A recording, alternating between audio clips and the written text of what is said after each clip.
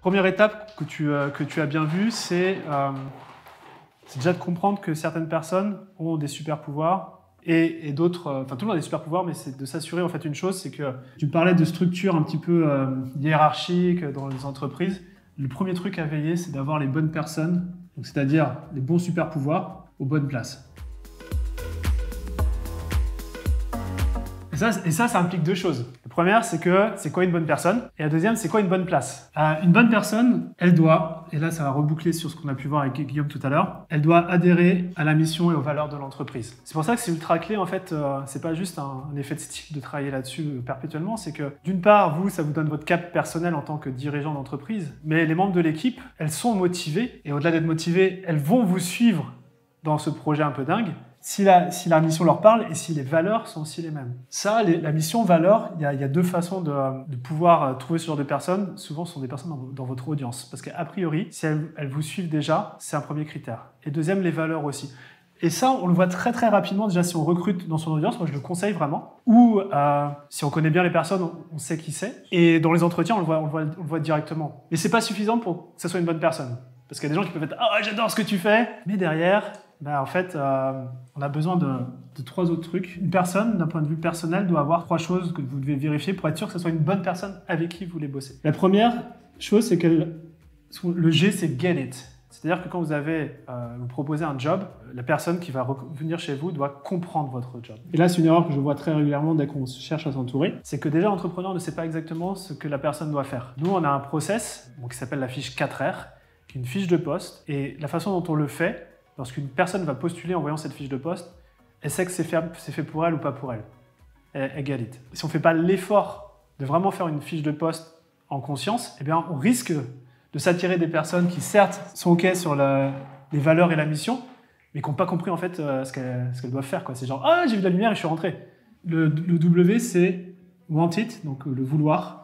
Il faut que la personne elle veuille vraiment le job, ou de travailler, de collaborer. Ça, pareil, ça se voit beaucoup en interview. Avant même, on sent l'énergie. Moi, j'ai un critère, vraiment, et c'est très subliminal, mais c'est est-ce que la personne, après l'entretien, j'ai plus d'énergie à la fin de l'entretien qu'avant. Moi, ça marche pour tout ça. Ça marche pour ce qu'on fait ici, ça marche pour les entretiens, ça marche aussi quand je travaille avec les clients, dans l'incubateur notamment, quand je sais que comme ce n'est pas moi qui fais entre guillemets, la vente, un des critères, c'est de savoir est-ce que cette personne-là laisserait Romain avec plus d'énergie ou moins.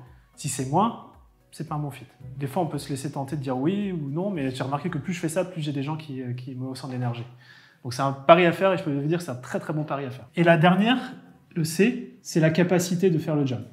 Et ça, autant la mission, les valeurs, get it, want it, c'est en interview. La capacité de faire le job, c'est sur le terrain qu'on peut le savoir. Et parfois, c'est là où ça bloque parce qu'on se dit « Ah, si je prends un salarié qui commence… » Vous connaissez en France toute l'administration, c'est compliqué. Il y a des personnes qui sont très très bonnes en interview et tu dis « C'est le candidat idéal. » Et nous, ça nous est déjà arrivé. Énergie top et tout ça. Et quand vient le moment de faire, entre guillemets, les actions, de collaborer sur les actions qui sont prévues, là, tu sens « Ouf !» C'est loin du rêve qui était prévu. Donc en fait, il y a plusieurs choses qu'on peut faire pour s'assurer de la capacité. C'est déjà d'avoir 30 jours de test tout simplement. Et avant même les 30 jours, c'est d'avoir, nous ce qu'on fait, c'est qu'on a, par exemple, pour un poste, on va avoir 3 candidats avec qui on est vraiment bien là-dessus. Et juste avant de choisir quelqu'un, on va donner la même tâche au même moment. Et ce sont des tâches qui représentent, ça ne prend pas beaucoup de temps, maximum 1 heure, et qui représentent en fait ce que la personne devra faire et les comportements qu'on souhaite voir. Je peux donner un exemple qu'on avait fait à l'époque pour Vivien, par exemple. Il y avait un truc un peu design visuel. Parce que pour nous, c'était important qu'il ait cette finesse un petit peu de branding. Moi, c'est quelque chose qui, quand je vois un truc qui est moche, entre guillemets, ça me draine mon énergie. Donc il y avait ça. Il y avait chercher un prestataire en particulier pour la logistique, notamment. Je crois qu'il y avait la préparation d'un jeu pour le Mastermind 67. Tu vois, c'était un truc un petit peu fun aussi. Et autant sur les 3 candidats, même tâche, Vivien, il est sorti du lot tout de suite. C'est-à-dire qu'à 9h, 9h30, c'était fait. Genre super bien fait. Les autres, c'est arrivé plus tard, moins bien fait. Tu vois, il y a plein de trucs qu'on perçoit comme ça et c'est OK de faire ça. Après, si les personnes se disent « mais ouais, mais j'ai pas envie de le faire » ou « j'ai pas le temps » ou déjà, tu sais, c'est pas toi, c'est OK. Donc ça, c'est les bonnes personnes.